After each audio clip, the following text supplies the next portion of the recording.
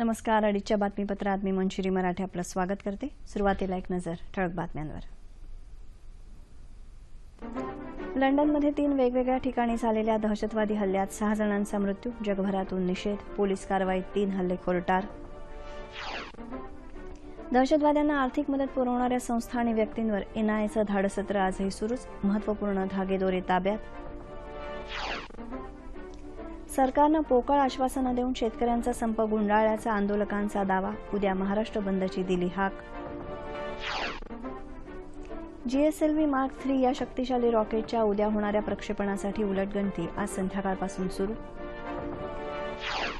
Champions करंडक cricket स्पर्धेतल्या भारत पाकिस्तान यांच्यातल्या आजच्या सामन्याकडे क्रिकेट रसिकांचं लक्ष. आणि राज्यात बहुतांश भागात मेघगर्जनेसह पावसाचं आगमन. वीज कोसळून 8 जण ठार. आता सविस्तर वृत्त. मध्य लंडनमध्ये आज झालेल्या 2 दहशतवादी हल्ल्यांमध्ये किमान 6 जण ठार तर इतर 48 जण जखमी झाले. यावेळी पोलिसांनी 3 संशयितांनाही ठार केलं. ऐतिहासिक लंडन पूल आणि बॉरो मार्केट इथं हे हल्ले झाले. पहिल्या घटनेत खालिद मसूद या गोरा वाहन चालकानं वाहन वेगानं पादचाऱ्यांच्या गर्दीत कोसळलं. त्यानंतर त्याला पोलिसांनी ठार केलं. या घटनेनंतर लगेचच टेम्स नदी किनारी 3 लोकांना भोसकायला सुरुवात केली. या घटनेनंतर किमान 20 जणांना रुग्णालयात हलवण्यात आलं. मार्चपासून लंडनमधला हा 3रा दहशतवादी हल्ला आहे. 22 मे रोजी मॅन्चेस्टर इथल्या हल्ल्यात 22 जण ठार तर 116 जण जखमी झाले होते, तर 22 मार्चच्या हल्ल्यात 6 जण ठार झाले होते. दरम्यान या हल्ल्यांच्या पार्श्वभूमीवर अमेरिकेचे राष्ट्राध्यक्ष डोनाल्ड ट्रम्प यांनी ब्रिटनच्या पंतप्रधान तेरेसा मे यांच्याशी संपर्क साधून संवेदना व्यक्त केली. तसंच 6 मुस्लिम राष्ट्रांच्या नागरिकांना अमेरिका प्रवेशबंदीचं पुन्हा समर्थन केलं. आपल्याला सतर्क आणि कठोर राहण्याची गरज आहे. अतिरिक्त सुरक्षेसाठी प्रवेशबंदी हवी आहे, असं ते म्हणाले. पंतप्रधान नरेंद्र मोदी यांनीही लंडन हल्ल्याचा निषेध केला आहे. या हल्ल्यामुळे धक्का बसला अशी प्रतिक्रिया त्यांनी व्यक्त केली.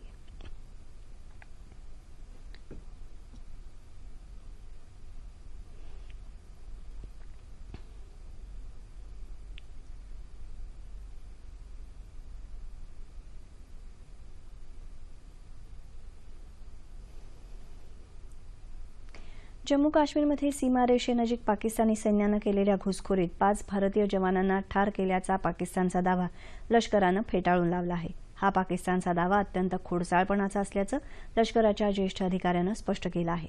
मात्र पूंछ जिल्ह्यात पाकिस्तानी सैन्यानं संघर्षविरामाचं उल्लंघन करण्याचा प्रयत्न केला असता भारतीय सैन्यानं त्यांना चोख प्रत्युत्तर दिलं.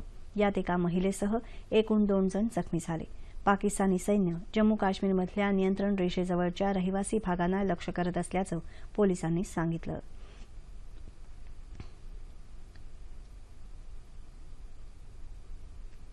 दहशतवाद्यांना निधी पुरवल्याप्रकरणी एनआयए अर्थात राष्ट्रीय तपास संस्थेनं सुरू केलेले धाडसत्र आजही सुरू असून या छापेमारीत त्यांनी अनेक महत्त्वपूर्ण कागदपत्रं जप्त केली आहेत. एनआयएनं अनेक फुटीरतावादी बांधकाम व्यावसायिकांच्या कार्यालयांवर छापे घातले.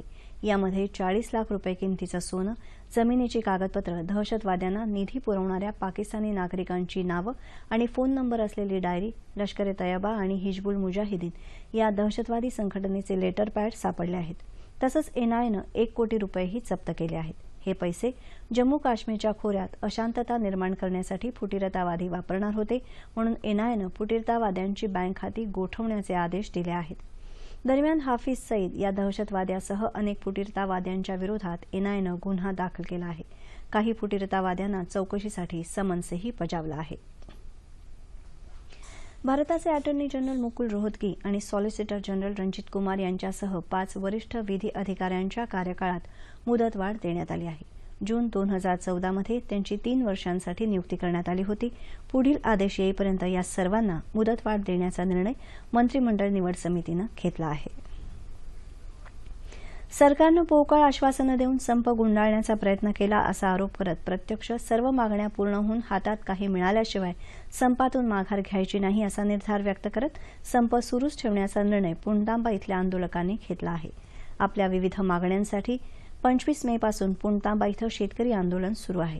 किसान क्रांतीच्या कोर कमिटीनं शेतकऱ्यांना विश्वासात न घेता सरकारशी साटलोट करून संप मागे घेतल्याची घोषणा केली आणि शेतकऱ्यांची दिशाभूल केली आहे असा आरोप करून कोर कमिटी सदस्यांचा तीव्र शब्दात निषेध व्यक्त करून आंदोलकांनी आपल्या संतप्त भावना व्यक्त केल्या आहेत. शेतकरी आंदोलनाच्या पूर्वघोषित कार्यक्रमानुसार उद्या महाराष्ट्र बंद पाळण्यात येईल.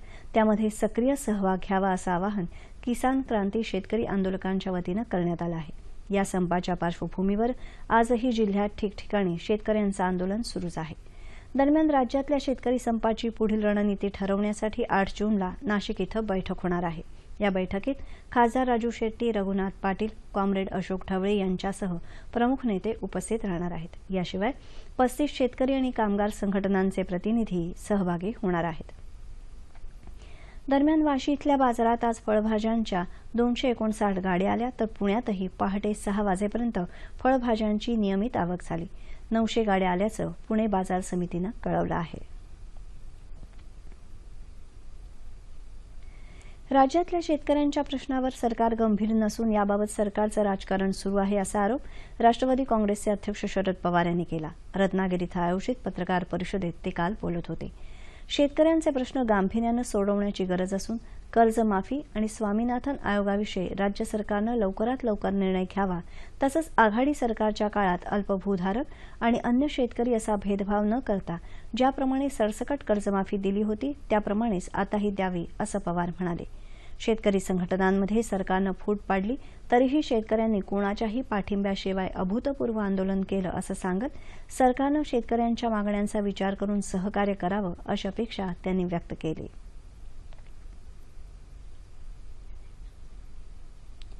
राष्ट्रवादी काँग्रेसचे अध्यक्ष आणि माजी कृषी मंत्री शरद पवार यांनी गेल्या 25 वर्षात शेतकऱ्यांच्या हितासाठी काहीच केलं नाही. स्वामीनाथन आयोगाच्या शिफारशी स्वीकारण्यासाठी शरद पवार यांनी का प्रयत्न केले नाहीत असा सवाल शालेय शिक्षण मंत्री विनोद तावडे यांनी केला. रत्नागिरी इथं आज शेत शिवार संवाद यात्रेचं आयोजन करण्यात आलं होतं.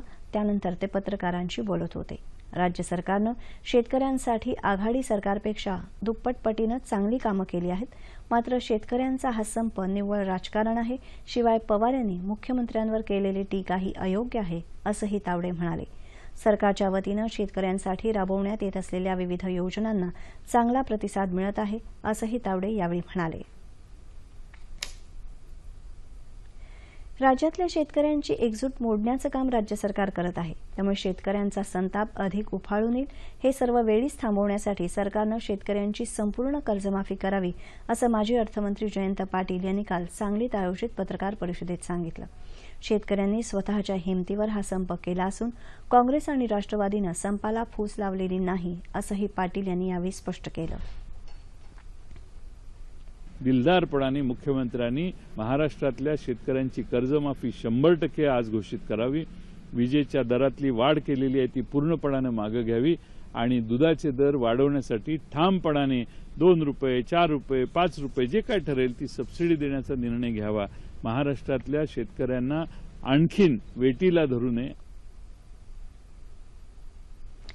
GSLV मार्क 3 या अत्यंत शक्तिशाली प्रक्षेपण यानाच्या उड्डाणासाठी इस्रो अर्थात भारतीय अंतराळ संशोधन संस्था सज्ज झाली आहे. श्रीहरिकोटा इथल्या सतीश धवन अंतराळ केंद्रातून उद्या संध्याकाळी 5:28 या यानाचं प्रक्षेपण होणार असून त्यासाठी आज दुपारी 3:58 उलटगणतीला सुरुवात होणार आहे. इस्रोनं तयार केलं GSLV मार्क 3 हे अतिशय सक्षम आणि शक्तिशाली रॉकेट आहे. त्यासोबत GSAT-19 हा दूरसंवाद उपग्रह अंतराळात झेपावणार असून भूस्थिर कक्षेत स्थिरावणार आहे. GSAT-19 या उपग्रहाचं वजन तब्बल 3136 किलो इतकं असून या उपग्रहाच्या प्रक्षेपणामुळे भविष्यात भारताला इतर राष्ट्रांच्या प्रक्षेपणावर अवलंबून राहावं लागणार नाही अशी अपेक्षा आहे. जगातली सर्वात वेगवान अर्थव्यवस्था म्हणून भारत पुन्हा एकदा स्थान पटकावेल आणि 2017-18 या आर्थिक वर्षाच्या पहिल्या तिमाहीत चीनलाही मागे टाकेल असा विश्वास नीती आयोगाचे उपाध्यक्ष अरविंद पानगडिया यांनी व्यक्त केला आहे. वृत्तसंस्थेला दिलेल्या मुलाखतीत ते बोलत होते. या जानेवारी ते मार्च दरम्यान भारताचा विकास दर चीनच्या 6.9 पेक्षा कमी 6.1 एवढा झाला. मात्र 2016-17 मध्ये भारताचा वार्षिक विकास दर 7.1 आहे. आयुर्वेद क्षेत्रात अविरत आणि निस्पृह सेवा देणाऱ्या वैद्यांचा आज केंद्रीय आयुष मंत्रालयाचे राज्यमंत्री श्रीपाद नाईक यांच्या हस्ते आयुर्वेद गौरव आणि आयुर्वेद भूषण पुरस्कार देऊन गौरव करण्यात आला. सांडू या विख्यात आयुर्वेद कंपनीच्या स्थापना दिनानिमित्त हे पुरस्कार प्रदान करण्यात आले. यावेळी वैद्य अनंत धर्माधिकारी आणि वैद्य मदन गुलाट यांना आयुर्वेद गौरव, तर वैद्य सुविनय दामले, वैद्य चंद्रकांत त्रिपाठी आणि वैद्य मनोज उपाध्याय यांना आयुर्वेद भूषण पुरस्कार देऊन गौरवण्यात आलं. पुरस्कार सोहळ्यानिमित्त 21व्या शतकातील आयुर्वेदाची उपयुक्तता आणि शक्ती या विषयावर आयोजित चर्चासत्रात शासनाच्या आयुर्वेद विभागाचे संचालक वैद्य कुलदीप राज कोहली यांनी आपले विचार मांडले.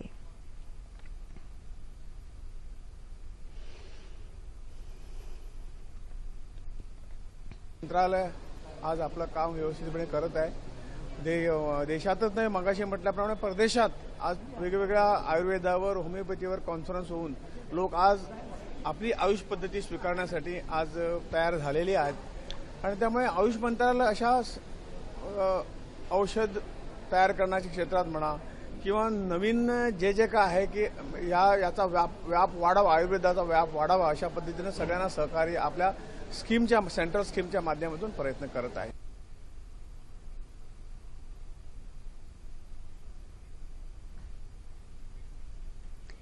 घटनेच्या 8व्या सूचीत सिंधी भाषेच्या समावेशाला 50 वर्ष पूर्ण झाल्यानिमित्त राष्ट्रीय सिंधी भाषा प्रसार परिषदेच्या वतीनं काल राजभवन इथं एका कार्यक्रमाचं आयोजन करण्यात आलं होतं.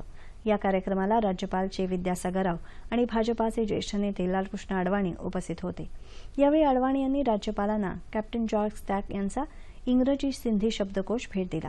शिक्षण मंत्री विनोद तावडे, गुजरातच्या महिला मंत्री निर्मला वाधवाणी, आशिष शेलार, सिंधी परिषदेचे निदेशक रवी टेकचंदानी, अरुणा जेठवानी आणि सिंधी समाजातले इतर मान्यवर यावेळी उपस्थित होते.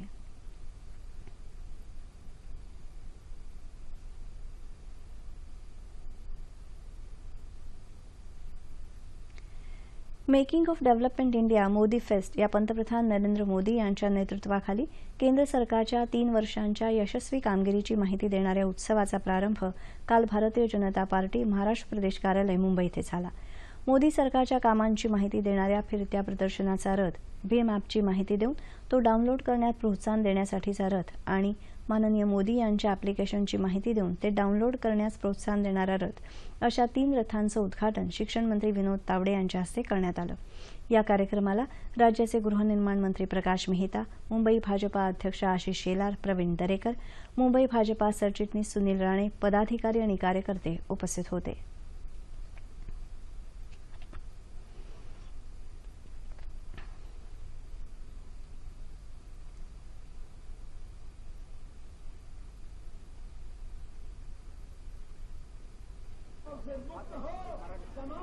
मोदी फेस्टच्या माध्यमातून केंद्र सरकारने देशाच्या इतिहासामध्ये केलेली सर्वात उत्तम कामं ही सामान्य जनतेपर्यंत पोहोचवणं या मागचा हेतू आहेच, पण बरोबरीने केंद्र सरकारला सामान्य माणसाच्या सूचना, केंद्र सरकारला सामान्य माणसाचं म्हणणं पोहोचवण्यासाठीची योजना सुद्धा मोदी फेस्टमध्ये आहे. मुद्रा योजना ते सामान्य युवकाला रोजगार निर्मितीच्या कार्यक्रमापर्यंत, बेटी बचाव बेटी पढाओ मधून महिलांच्या सन्मानापासून दलित पडीत माणसाला जॉब क्रिएशन करून देणाऱ्या स्टार्टअप स्टँडअप इंडियापर्यंतच्या सर्व योजना जनतेपर्यंत पोहोचवण्याचा कार्यक्रम आहे. गो संरक्षण हे कोणत्याही धर्माविरोधात किंवा एखाद्या विशिष्ट समुदायाविरोधात नाही. प्राचीन काळापासून गाय हे कृषी आणि आर्थिक वृद्धीचं माध्यम राहिली आहे असं प्रतिपादन राष्ट्रीय स्वयंसेवक संघाचे सरकार्यवाह भैयाजी जोशी यांनी केलं. राष्ट्रीय स्वयंसेवक संघाच्या पश्चिम महाराष्ट्र प्रांताचा प्रथम वर्ष तर पश्चिम क्षेत्राचा द्वितीय वर्ष या दोन्ही वर्गांचा प्रकट समारोप काल पुण्यात त्यांच्या उपस्थितीत झाला. त्यावेळी ते बोलत होते. देशाला समृद्ध करायचं असेल तर एक सुसंस्कृत युवा पिढी तयार करण्याची गरज आहे असं मत सरकार्यवाह भैयाजी जोशी यांनी व्यक्त केलं. दरवर्षी संघाच्या माध्यमातून देशभर अशा प्रकारचे वर्ग होत असतात. पुण्यात गेल्या 21 दिवसांपासून हे वर्ग सुरू होते. यामध्ये 700 स्वयंसेवक सहभागी झाले होते. यावेळी स्वयंसेवकांनी योगासनं, दंडयुद्ध, सूर्यनमस्कार अशी प्रात्यक्षिकं सादर केली.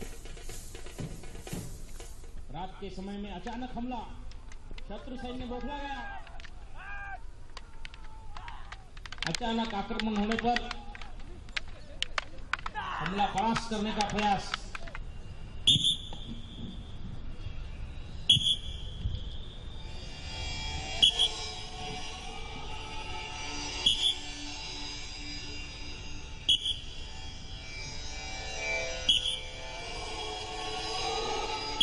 सूर्य नमस्कार के अलग अलग प्रकार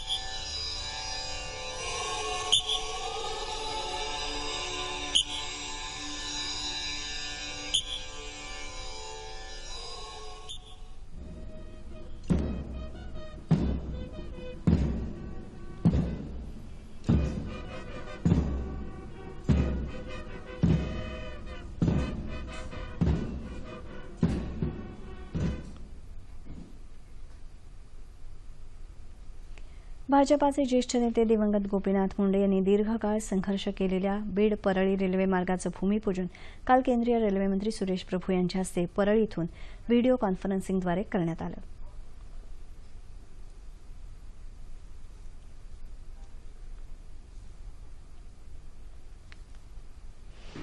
मोदींचं असणारं धोरण त्या अनुसरून आम्ही देखील घोषणा केली आहे, रेल बढे देश बढे. रेल वाढली तरच देशाची प्रगती होईल आणि त्यासाठी केलेल्या कामाला सुरुवात करण्यासाठी आज मराठवाड्यातल्या अनेक गोष्टी, मग त्या नांदेडमध्ये असो, थोडंसं पश्चिमाचं पुढे अहमदनगरमध्ये असो, परळीला असो, सोलापूरमध्ये असो, अनेक ठिकाणी मराठवाडा आणि त्याच्या आजूबाजूच्या परिसरामध्ये नवीन नवीन योजनांची सुरुवात केली जाते. काही दिवसापूर्वी विदर्भामध्ये नागपूरमध्ये आम्ही जवळजवळ 20 नवीन परियोजनांची सुरुवात केली. लवकरच पश्चिम महाराष्ट्रामध्ये देखील आम्ही 11 तारखेला मुख्यमंत्री आम्ही जाणार आहोत, तिकडे आम्ही काम करतो. दक्षिण मध्य रेल्वेच्या नांदेड विभागाच्या विविध कामांचं उद्घाटनही यावेळी प्रभू यांच्या हस्ते झालं. याचवेळी जालना नागरसोल जालना या गाडीच्या साईनगर शिर्डीपर्यंत विस्तारीकरणाचा शुभारंभही करण्यात आला. ही गाडी आठवड्यातून 3 दिवस धावणार आहे. या कार्यक्रमाला मुख्यमंत्री देवेंद्र फडणवीस, प्रदेश भाजपाचे अध्यक्ष रावसाहेब दानवे, महिला बालविकास आणि ग्रामविकास मंत्री पंकजा मुंडे उपस्थित होते.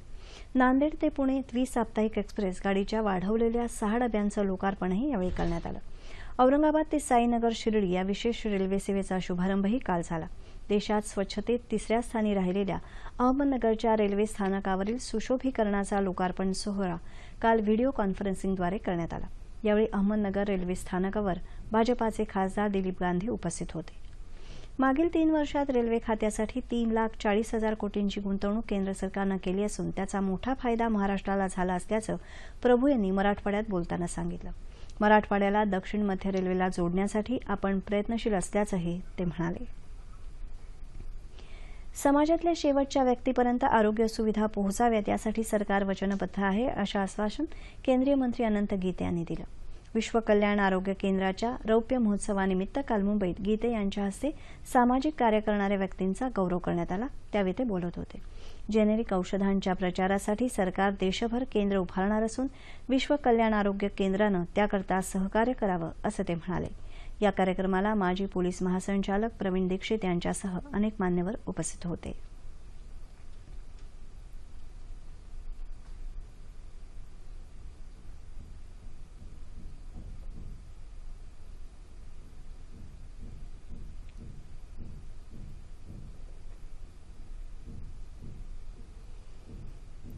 मुंबईच्या होमी भाभा विज्ञान शिक्षण केंद्राच्या टाटा मूलभूत संशोधन संस्था आणि रसायनशास्त्र अध्यापक संघटनेच्या वतीनं आंतरराष्ट्रीय रसायनशास्त्र ऑलिम्पियाडसाठी तयारी आणि निवड शिबिराचं आयोजन करण्यात आलं होतं.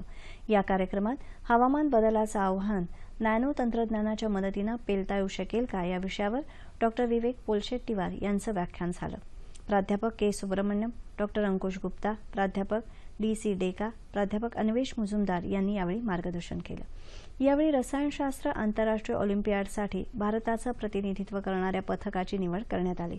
यामध्ये ध्येय संकल्प गांधी, आयरिन घोष, प्रणव रामकृष्णन, वरुणजीत चौधरी, धने कुला यांचा समावेश आहे.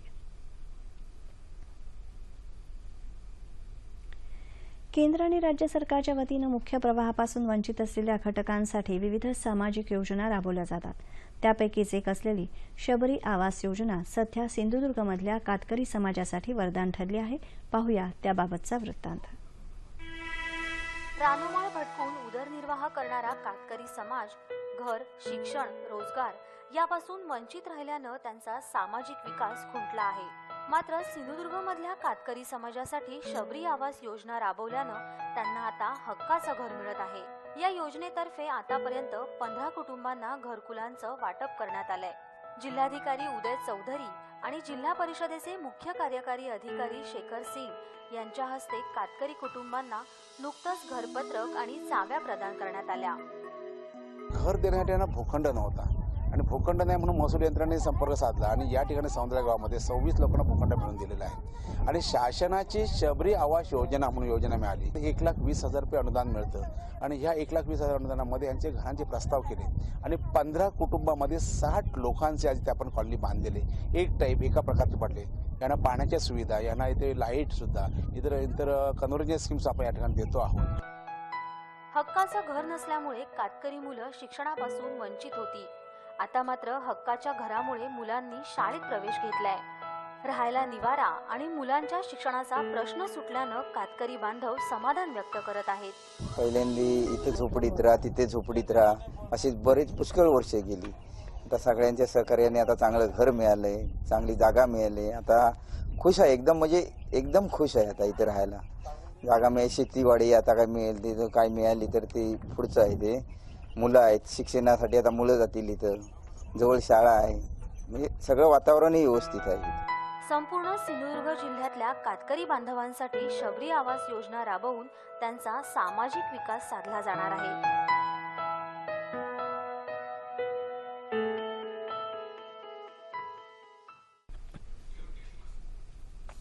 शिवसेनेच्या शिवसंपर्क अभियानाद्वारे शेतकऱ्यांमध्ये नवचैतन्य निर्माण होत असून या अभियानाला चांगला प्रतिसाद मिळत आहे, असं शिवसेना प्रवक्ते खासदार अरविंद सावंत यांनी काल सांगितलं.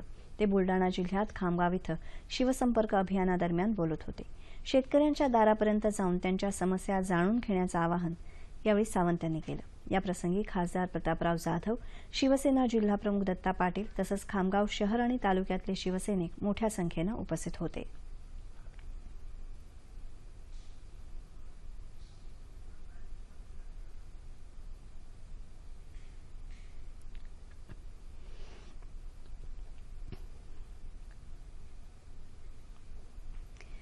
इंग्लंडमध्ये सुरू असलेल्या चॅम्पियन्स चषक स्पर्धेतला आज महत्त्वाचा सामना थोड्याच वेळात गतविजेता भारत आणि पारंपरिक स्पर्धक पाकिस्तान दरम्यान सुरू होणार आहे.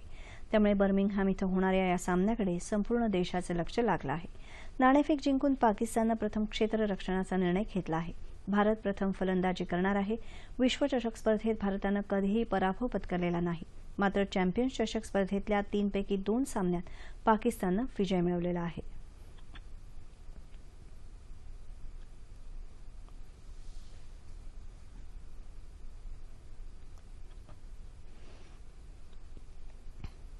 कोयना नगर परिसर काल रात्री भूकंपाच्या धक्क्यानं हादरून गेला. 11:44 बसलेल्या या भूकंपाच्या धक्क्याची तीव्रता 4.8 रिश्टर स्केल नोंदवली गेली.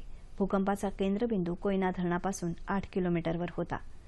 कराड, पाटण, सातारा, कोयना नगर परिसराला भूकंपाचा धक्का जाणवला. मात्र यात कोणतीही जीवित वा वित्तहानी झाली नाही. सांगली आणि कोल्हापूर जिल्ह्याला या भूकंपाचे धक्के जाणवले. भूकंपाचा केंद्रबिंदू जमिनीखाली 70 किलोमीटरवर होता, तर त्याचा परिणाम केंद्रापासून 120 किलोमीटरपर्यंत जाणवला. राज्यात पावसाबरोबरच वीज कोसळण्याच्या 4 घटनांमध्ये 8 जण दगावले. नाशिकमध्ये विजेच्या कडकडाटासह आलेल्या पावसामुळे 8 घरांचं नुकसान झालं, तर 3 जणांचा वीज कोसळून मृत्यू झाला. पावसामुळे 12 जनावरही दगावली. नांदेड तालुक्यात नायगाव तालुक्यात पहिली घटना घडली, तर दुसरी बीडमधल्या म्हाळसापूर इथं घडली. नंदुरबार जिल्ह्यात सैताने इथं एकाचा वीज पडून मृत्यू झाला. अहमदनगर जिल्ह्यात बहुतांश भागात काल पावसानं हजेरी लावली.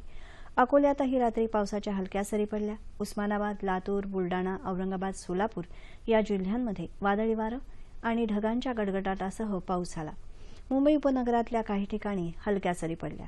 नैऋत्य मोसमी पावसाची वाटचाल बंगालच्या उपसागरात अपेक्षेप्रमाणे सुरू असून राज्यात पावसाचं आगमन आता 2 दिवसात होण्याची शक्यता आहे. मध्य महाराष्ट्र, कोकण, मराठवाडा आणि विदर्भात मेघगर्जनेसह पाऊस पडण्याची शक्यता हवामान खात्यानं वर्तवली आहे. ठळक बातम्या पुन्हा एकदा. लंडनमध्ये 3 वेगवेगळ्या ठिकाणी झालेल्या दहशतवादी हल्ल्यात 6 जणांचा मृत्यू. जगभरातून निषेध. पोलीस कारवाईत 3 हल्लेखोर ठार. दहशतवाद्यांना आर्थिक मदत पुरवणाऱ्या संस्था आणि व्यक्तींवर एनआयएचं धाडसत्र आजही सुरूच. महत्त्वपूर्ण धागेदोरे ताब्यात. सरकारनं पोकळ आश्वासनं देऊन शेतकऱ्यांचा संप गुंडाळल्याचा आंदोलकांचा दावा. उद्या महाराष्ट्र बंदची दिली हाक. GSLV मार्क 3 या शक्तिशाली रॉकेटच्या उद्या होणाऱ्या प्रक्षेपणासाठी उलटगणती आज संध्याकाळपासून सुरू.